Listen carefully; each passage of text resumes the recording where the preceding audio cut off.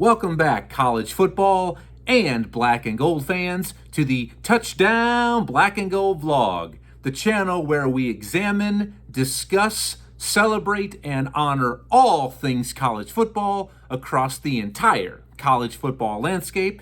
The only channel that caters to each and every one of you college football fans, regardless of your team of fandom. This is a safe haven, a gathering spot to discuss and pay tribute and homage to all things college football. In other words, you don't have to be a fan of the black and gold, because after all, nobody's perfect, to be more than welcome here on the Touchdown Black and Gold vlog.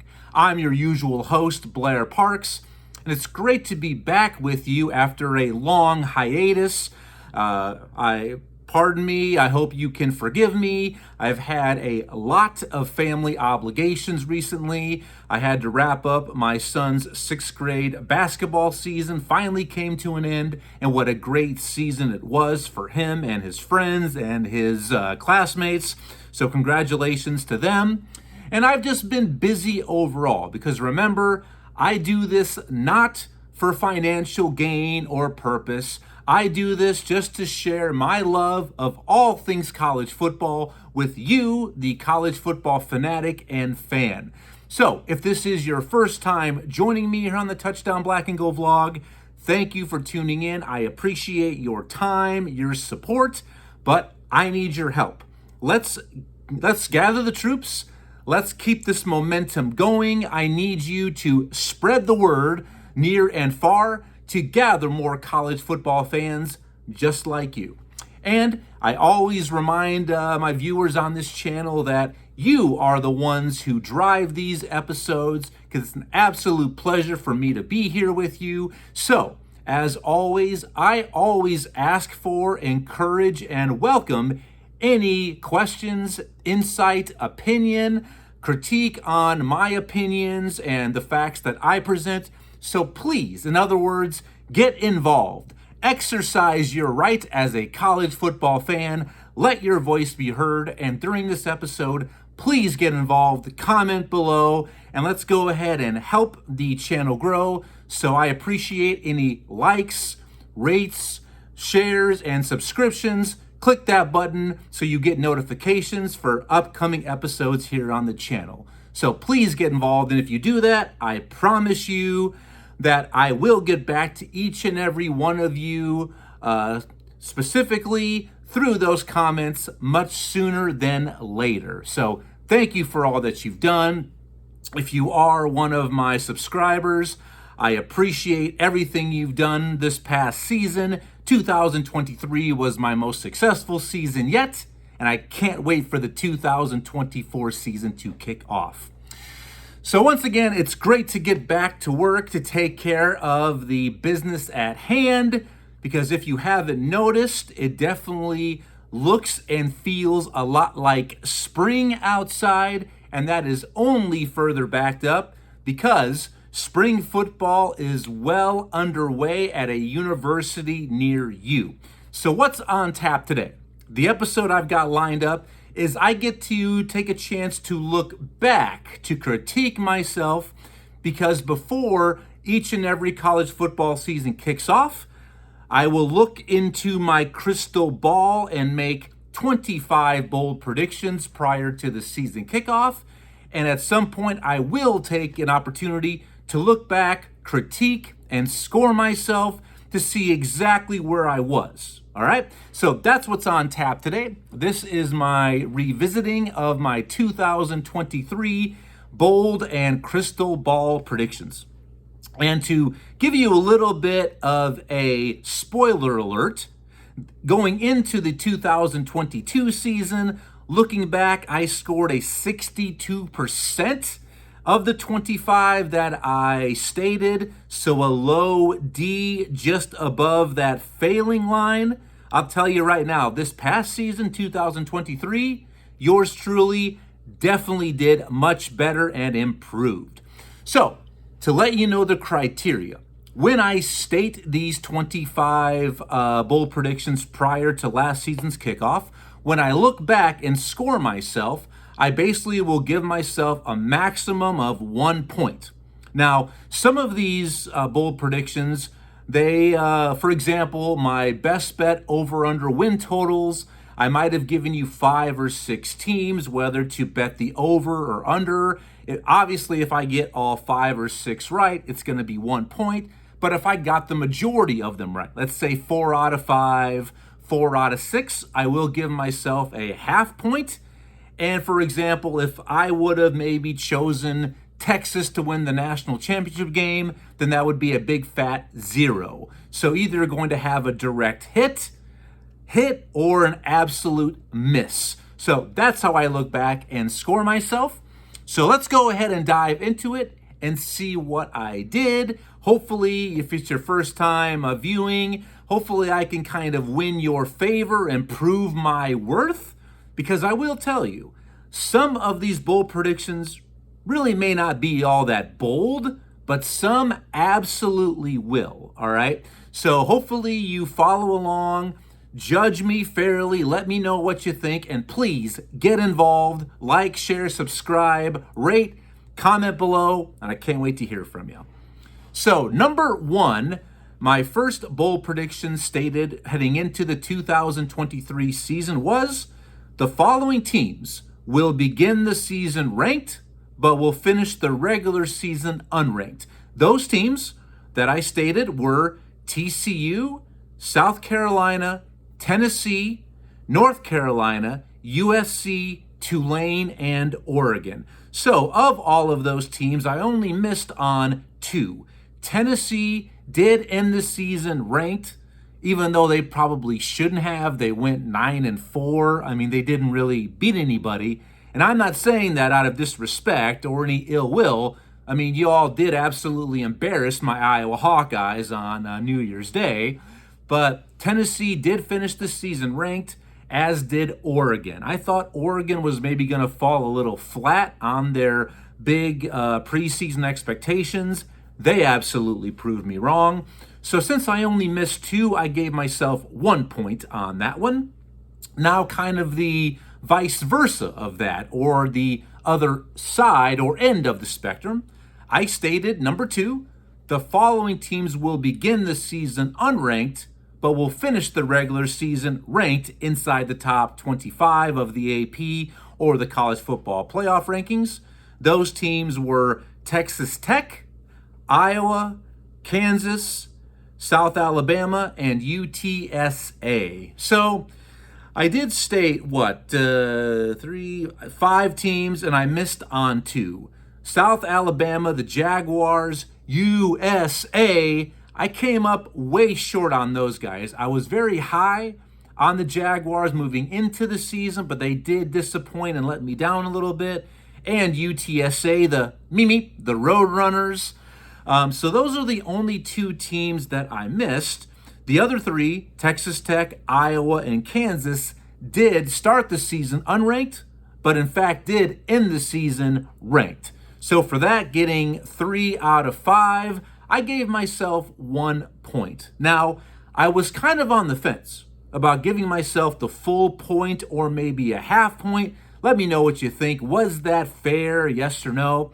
And let me ask you this question. Kind of a side note here. Let me put this question to you too, because I've got my new look, the beard. I want to hear from you. Should it stay or should it go now? Is it just weird? Let me know what you think I should do about the beard.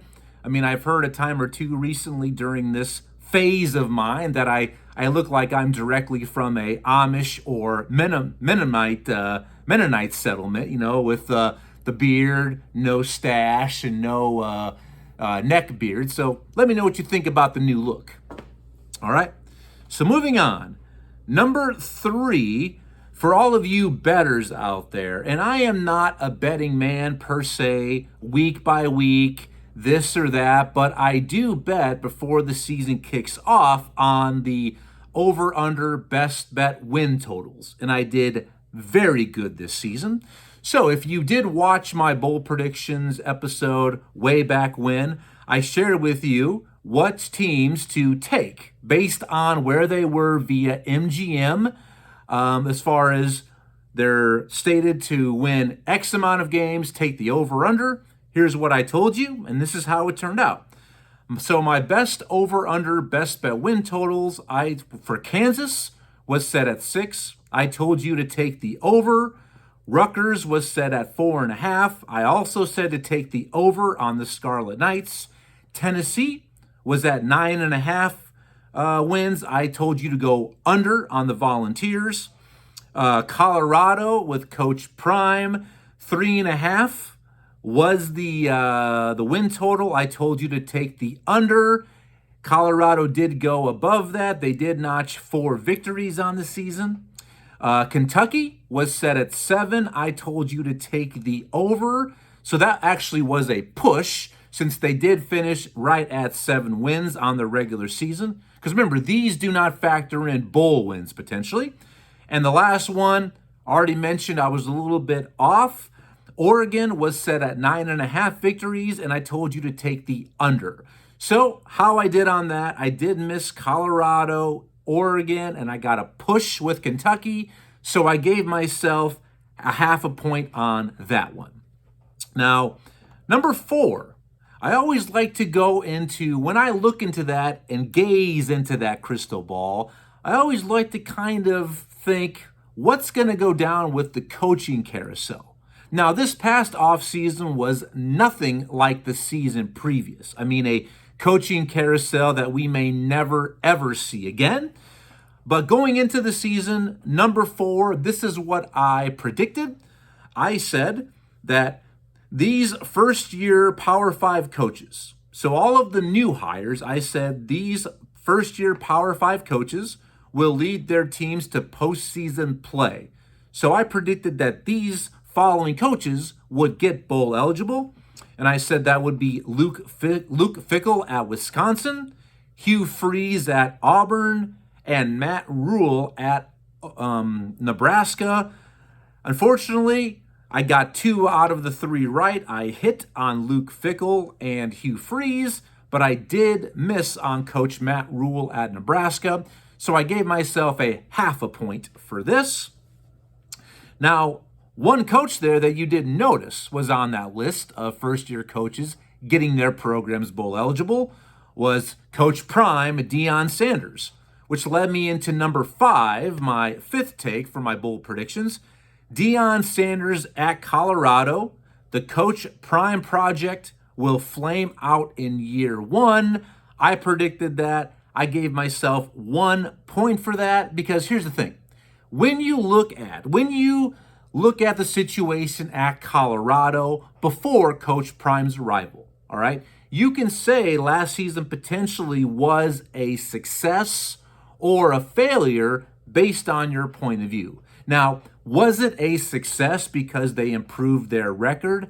Absolutely. This is a Colorado team that won 1 game the previous season before Coach Prime arrived, but they did not get to a bowl game. They did not contend in the loaded Pac-12. They were an afterthought. So that's why overall, I basically looked at the hype, the talk about them after that week 1 dismantling and big victory over TCU, who once again I said was way overrated, getting Colorado ranked. That never should have happened. So that's why overall I think it was a failure of a season for Coach Prime at Colorado. Please comment, let me know what you think about that hot take, and like, share, subscribe, comment. Thanks for everything you do. So number 6, my next hot take or bowl prediction and crystal ball prediction was dealing with the coaching carousel. I said either during or at season's end, the following coaches will be shown the door. And I did put 3 on notice. Tom Allen at Indiana, Dino Babers at Syracuse, and Neil Brown at West Virginia. I hit on 2 of those 3. Tom Allen at Indiana was dismissed at the very end of the season, but during the regular season, as was Dino Babers at Syracuse. Neil Brown's squad, his boys had an excellent comeback year there in Morgantown, West Virginia. So well done, Mountaineers. So for that, getting 2 out of the 3. I gave myself a half a point for that as well. Number 7. Now, this is one that might take a little bit of explanation. I said that the ACC would be the deepest conference in 2023. And I also listed a couple of teams: Clemson, Florida State, North Carolina, Miami, NC State, Duke, and Louisville. All right? So, because remember, the ACC last season did not have divisions, much like the Pac-12 did not, okay, and the Big 12. So I gave myself 1 point, and here's why.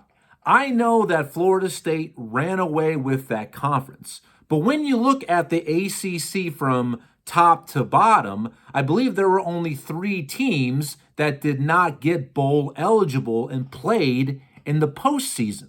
That is the most of any Power 5, well, now maybe the Power 4, the Power conferences. That was the least amount of teams that did not make a postseason. So it was a very, very competitive, deep conference overall. So that's why I gave myself 1 point on that. Now, that does not mean that I predicted it would be the best conference. That's going to be here next. So I gave myself 1 point for saying the ACC would be the deepest conference in 2023. Number 8, I predicted that the Pac-12 would be the best conference top to bottom in 2023. That is an absolute direct hit. They were. I mentioned in this episode way back when, Washington, USC, Oregon, Utah, Oregon State, all of those teams were potential college football playoff contenders. All right, so that's a big time 1-pointer right there. I nailed that one on the head. So number 9, whenever we talk about the good, we got to talk about the ugly, right? And kind of dealing with the conferences. On the flip side of who I thought was going to be the deepest and best, I predicted that there would be 2 divisions within the Power 5 that would be weak sauce, all right? I predicted that the Big Ten West and the SEC East divisions would be the weakest, least competitive divisions last season within the Power 5, and that includes my own Iowa Hawkeyes. I mean, Iowa did win the Big Ten West. They went 10-2 in the regular season, but we all know their handicap and their challenges offensively. All right, so because of that, I gave myself 1 point. I mean, the Big Ten West was an absolute joke, as was the SEC East. Now, Georgia did run away with the SEC East. Missouri, my local Power 5 team, Columbia being about an hour and a half away. I mean, even though I grew up in Northwest Illinois, I currently reside here in the Show Me State. It was a great season for Missouri, going 10-2, but nobody really challenged Georgia. I mean, they didn't in the SEC East. And also, I believe you had, 4 teams that didn't go to postseason, did not go bowling within the division. Vanderbilt, South Carolina, Florida, and I believe that's it. So 3 of those teams did not go to a bowl game within the SEC East. It was very weak, other than Georgia and Missouri. All right? So I gave myself 1 point for saying those would be the weakest divisions in all of the Power 5 last season, or entering last season, I should say. Now, number 10. Now, last season was the inaugural season of the additions to the Pac-12. Now, since last summer, we've had a lot of additional movement and conference realignment. But going into the 2023 season, I predicted that one of these new arrivals within the Big 12 would have the most success. I predicted and told you all that among the new arrivals in the new look Big 12, and remember, those new arrivals were BYU, Cincinnati, UCF, and Houston. I told you that UCF would enjoy the most success in their inaugural season, which they absolutely did. That's a 1-pointer right there. The other 3 teams that I mentioned did not reach bowl eligibility and stayed home for the holidays. So Coach Gus Malzahn, he's got it grooving down there in Central Florida, and I expect good things from them in the future in the even newer look Big 12 with the addition of some of the former Pac-12 schools that will be joining him during the upcoming 2024 season. So 1 point on that one there as well. Number 11. I've seen better days and I've had better predictions than this one. Looking at their roster, how they were trending up or down, in this case, down, and their schedules, I predicted that not just one, not two, but three Power 5 schools would go winless in conference play. I told you that I believed Stanford, Northwestern, and Vanderbilt would all go winless within conference. I only got one of those right. Vanderbilt did, in fact, go 0 in SEC play, so that's a big fat 0 for me on that one. Stanford did beat Colorado, and I believe somebody else as well. And maybe the surprise and upstart of the season, the real Cinderella story of last year, the Northwestern Wildcats. I mean, under first-year coach Braun, getting them to a postseason play and defeating Utah in their bowl game.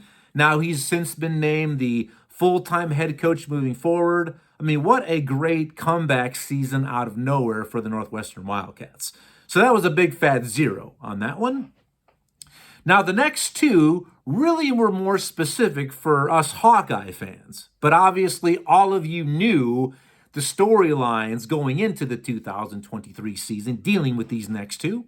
Number 12, concerning the 25 point per game stipulation, the average that the Iowa offense had to average last season at the end of the regular season, I told you that this was not going to happen, that Iowa was not going to average 25 points a game. And trust me, I felt very, very safe saying that. That ended up paying dividends. So that's a 1-pointer right there. I mean, I think Iowa only got over the 25-point barrier, I think 2, maybe 3 times last season. I mean, I think maybe only twice. Let me know. I think only twice last season. So that was not a big shocker or a difficult one there. I knew that was not going to happen. So 1 point on that one.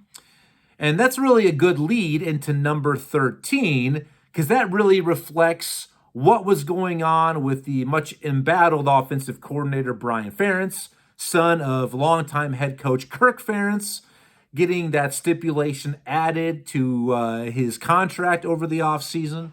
So I predicted this, number 13, that embattled Iowa offensive coordinator Brian Ferentz would be relieved of his position as offensive coordinator during the offseason. And that actually did happen, but it actually happened during the season. So, yeah, I didn't get it right as far as during the offseason, but he has since been terminated. He has moved on. So I gave myself 1 point for that. Now, if you want to get really picky, yes, I said at season's end, so maybe I should have only given myself half a point on that, but he is gone, so 1 full point for me on that one. Number 14, I already mentioned this. This is a team entering the season. I was so high on USA, the South Alabama Jaguars out of the Sun Belt Conference. I did predict that they, would not only win the Sun Belt title, but they would represent the group of 5 in the New Year's Day Bowl, the New Year's Six bowl game, and that did not happen. So I did predict South Alabama would capture the Sun Belt title, represent the group of 5 in the New Year's Six. That did not happen. That went to the Liberty Flames. So that's a big fat donut on that one for me. Missed out on that one. Number 15. Now, Georgia entering last season. Yes, they were the 2-time defending champions, but when you looked at their schedule, guys, and come on, Georgia fans, you can't deny this. You had a cupcake, a Charmin soft schedule. I know you might be saying there's no such thing as a Charmin schedule in the SEC, but come on. You didn't play Alabama. You didn't play LSU. You did play Ole Miss, a very good, a solid ball team, but down there between the hedges and Athens. And like I said, you had three teams that didn't go bowling from the SEC East division. So, but I said there would be one trip up. I predicted that lightning would strike twice in back-to-back seasons. I'm referring to 2 seasons ago when the Tennessee Volunteers defeated the Alabama Crimson Tide on that walk-off field goal, which yours truly did predict 2 seasons ago. And I predicted that Tennessee would defeat the Georgia at home on Rocky Top late in the season. That did not happen. Unfortunately, I came up short, as did Tennessee in that game. So that's a big-time 0 for that one. So this is kind of a little bit of a streak here of zeros. This was a rough spot for me in the middle section of these bold and crystal ball predictions. So Tennessee just couldn't deliver again for me in back-to-back seasons, which is okay. Number 16. Now, I look back on what TCU did 2 seasons ago, making their run to the college football playoff. In a way, heading into the 2022 season, I did predict that. Now, I didn't predict TCU to make the college football playoff, but I did predict them to reach the Big 12 title game. I thought they were going to be a much better than advertised football team, which we all saw that they were. So I looked at it and said, what are some teams that this season could kind of emulate what TCU did? Maybe not make it all the way to the college football playoff field, but maybe surprise and advance to their conference title games at least. So I predicted that the following teams would potentially be this season's TCU. I told you Texas Tech, Kansas, Ole Miss, and Illinois. All right, now, kind of a rough one there. Texas Tech, Illinois, obviously kind of disappointed me. But Kansas, they won 8 games. Ole Miss was a 10-win football team as well, especially Kansas. They were without preseason offensive player of the year in the Big 12, Jalen Daniels, their stud quarterback. I think he only played in 2, maybe 3 games last year due to a back issue. So I did definitely get Kansas and Ole Miss right. So for that, I gave myself half a point, half credit on that one. Let me know what you think about that. And thank you for your time and attention. We're almost ready to wrap this up here. I appreciate everything you've done and will do for the channel. Let me know what you think so far. Comment below. Now, moving into my Heisman Trophy predictions. And I did very well on this one. All right, this was kind of money in the bank, like Johnny Manziel style here. So, number 17, I predicted that these would be the Heisman Trophy kind of long shots and sleepers.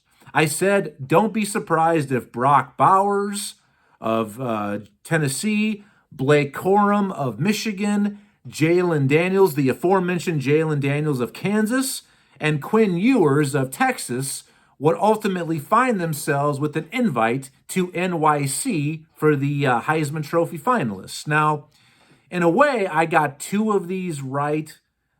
Quinn Ewers and Blake Corum did find themselves in the conversation here and there throughout the season, but Brock Bowers and Jalen Daniels never really had the opportunity because of injuries. I already told you what happened to Jalen Daniels, but Brock Bowers did miss a couple games with an ankle issue.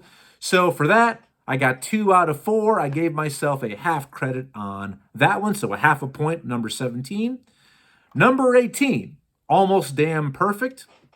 I told you, I predicted that the Heisman Trophy finalists would be Jalen Daniels of LSU, Marvin Harrison Jr. of Ohio State, Michael Penix Jr. of Washington, and Caleb Williams of USC. I got 3 out of the 4 right. So that was a 1-pointer right there to me. And number 19, big one, my Heisman Trophy winner. Now, up until 11th hour, I did believe that Marvin Harrison Jr. would be this past season's Heisman Trophy winner, but I did have a change of heart because I looked at it as far as who is the best overall player compared to the best playmaker. And I went with who I believed was the best player. I chose quarterback Jayden Daniels from LSU to win the Heisman Trophy, which he absolutely did. So that was a +1 for this guy right here. So I did really good with my Heisman Trophy predictions, okay? And hope you understand there, because Jayden Daniels was the best player, but I think playmaker, I think last year was Marvin Harrison Jr., a stud wide receiver from Ohio State. Because if it comes down to, hey, it's late in the game, I've got one play left, I've got a 40 yards, I need a touchdown, am I going to choose someone to either throw the ball or receive the ball? And I'm going to go with receiving, and that would have been via Marvin Harrison Jr. So I hope you guys understand that they are similar yet different. Best player and best playmaker.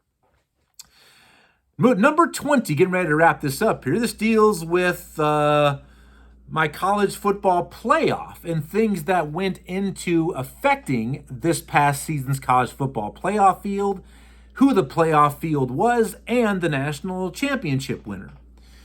So I said that coming into this season, I always like to look at teams that could play the spoiler. When you look at a team that probably themselves may not be a college football playoff contender, but they play a good number of those teams. And I predicted that 2023, that the following teams would play this year's college football playoff contender or pretenders. They would be the ones that would make or break, they would play spoilers to the potential college football playoff contenders. Notre Dame, because they played Ohio State, USC, and Clemson, and Utah, because they played everybody tough in the Pac-12, Washington, USC, Oregon, and Oregon State. Now, Notre Dame, absolutely, all right? Ohio State, I was really on the fence about putting them in as my fourth team, and you'll have to wait and see how I did, who I did predict, to remind you. So I gave myself half a credit on that. I think Utah might have only defeated USC, I believe. So, I was on the radar, but a little bit off. So a hit, but not a direct hit. Half a credit on that one. I always like to look at what I believe are going to be the games that make or break the college football playoff field, both non-conference and conference games. So let's start off with my non-con games. I predicted that these would be the top 5 non-conference matchups that would vastly and highly shape the eventual college football playoff participants. Game, I had opening week, LSU versus Florida State. I had USA, the South Alabama Jaguars, at Tulane, the Green Wave, also an opening week. Texas at Alabama in week 2. Ohio State at Notre Dame, I believe, which was also week 2. And then Notre Dame at Clemson. Of those 5 games, really only 2 didn't really end up mattering. That was South Alabama at Tulane and Notre Dame at Clemson. So I gave myself half a credit on that one for my top 5 most important non-conference games. Number 22, the flip side of that, these were my top 5 most important conference games that would highly impact the college football playoff field. LSU at Alabama, Florida State at Clemson, Washington at USC, Georgia at Tennessee, and Ohio State at Michigan. When I look at these 5, the only one that didn't really matter was Washington at USC. So I gave myself 1 point for this one because the other 4 of these conference matchups absolutely went in to who ultimately would get into the college football playoff field. Number 23, to kind of wrap up here my college football playoff predictions, the big ones. So, these are the 4 teams I predicted would make this past season's college football playoff. And once again, yours truly did very, very well. I predicted it would be these 4 teams in the following order in the seed. I believed number 1 would be LSU, number 2 would be Michigan, number 3 Washington, and number 4 Texas. So I got 3 out of the 4 right, and really 2 that were really, really difficult. Washington and Texas. Most everybody had Michigan in there. And some people had LSU. So I did really well. So for that, I gave myself 1 point overall. And like I said, going into the season kickoff, I originally had Ohio State. I have them as my number 4 seed. But 11th hour, I did go with Texas because I thought they would do very well within the Big 12. And I did predict that they would defeat Alabama on the road. And that ended up being kind of the saving grace. Non-conference games matter. Whether you want to believe that or not, they absolutely do. So get up, schedule, and play somebody, okay? Number 24.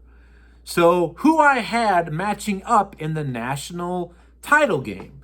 In the Natty title game, I had LSU facing off with Michigan. So I had one of those two participants right. So I gave myself half credit on that. And 25, my final bowl prediction and crystal ball prediction heading into the 2023 season was, I believed that my national title game winner, who I believed would win the Natty title, and I never wavered on them all season, I predicted that Michigan would bring home the national title, and in fact, they did, as you all know. So a 1 point for that one. So overall, I did very well. And I mentioned earlier in this episode at the start, going in my 2 seasons ago, when I look back, I scored a 62%, so a barely passing grade. So when I went back through and I tallied up all of my points, whether it's a full point or a half point, I scored 18 points out of a total 25. Good for a 72% correct. So a low C, and as we all know, C's get degrees. Now, please do not tell your young children that. Wait until they are age appropriate to hear that. But C's get degrees. So I absolutely improved from 2 seasons ago. And I hope that was enough to get on the bright side or the right side to say, yeah, I can put a little bit of legitimacy into what old Blair says. You know, is he a prophet or a false prophet? Is he like the great Swami, right? We'll have to wait and see. All right. So that's it. 18 out of 25, 72%. There's improvement. There was improvement, but there is more room for me to improve during the upcoming 2024 season. So it's great to be back with you. My schedule moving forward, I will have a new episode bi-weekly. Now, that being said, I might have a very special episode coming your way next week. I just want to see how something plays out during this week. But definitely expect me back in 2 weeks. I'm going to have another really fun episode dialed up for you. So until then, please, to get notifications, click that subscribe button, like, share, rate. Please get involved. Exercise your college football voice. I love to hear from you. Comment below, and I promise I will get back to you. So until then, enjoy yourselves. Stay healthy. Be smart. Enjoy yourselves. And I'll see you in a couple weeks here on the Touchdown Black and Gold vlog. Take care. Go Hawks. Bye-bye.